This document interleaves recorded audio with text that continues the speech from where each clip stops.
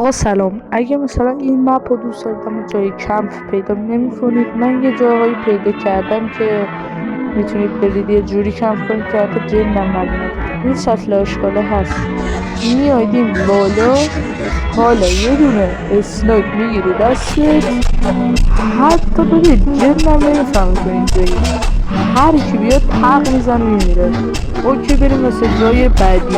چه اگه دارید رنگتون رو درست میکنید و این مپ میاد و جای کم پیدا میکنید، آقا میاید این بر گوشه زمین باشه، گوشه خودتون باشه، میاید اینجا به آرومی باید برید اینجا گوشه دقیقا ببین گوشه میای اینجا گوشه گوشه میپری آروم، پرشو نمیزنی، همینجوری آروم میری پایین، میچسبی به عقب.